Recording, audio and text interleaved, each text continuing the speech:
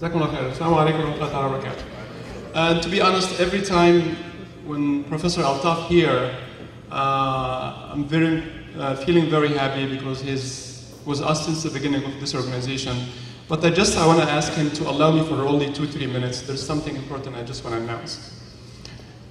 Since day one that we came with the idea of building Shelter Rock Islamic Center, we were lucky, alhamdulillah, to have a group of brothers. And to be honest, every time when Professor Altaf here, I'm feeling very happy because he was us since the beginning of this organization. But I want to ask him to allow me for only 2-3 minutes. There's something important I just want to announce. Since day one that we came with the idea of building Shelter Rock Islamic Center, we were lucky, alhamdulillah, to have a group of brothers and sisters who joined together to develop the idea of building this masjid.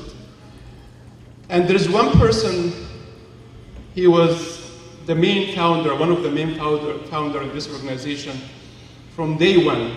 And I never known him before, but from day one I felt so connected with him. His name is Sheikh Majid. End of the first meeting, I felt like I know this man for years. And it's not only because he was a big donor for this organization and many others, but because of his characters and his image. Maybe one of the few people on earth that every time you see him, day or night time, you see a big smile on his face. I remember back in 2004 when my dad called me from Egypt and he said, Osama, you are the older son for me and I know you're strong. Are you ready to hear some news? I told him yes. He said, Inna lillahi wa inna ilayhi raji'un. And he said this to me, Kulli musiba fi maduna rasulillahi jalal. Your mom passed away. I remember when I was that time and I fell down and I started crying.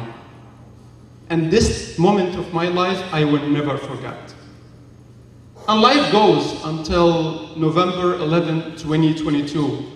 I was praying the Jum'ah in our Masjid. And during the Salah, Brother Faisal came and he knocked to my shoulder and said, come outside. And he told me Sheikh Majid passed away in Pakistan.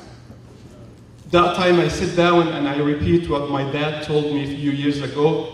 كل مصيبة فيما دون رسول الله جل إن لله وإن إليه راجعون. I have many memories with Sheikh Majid, many.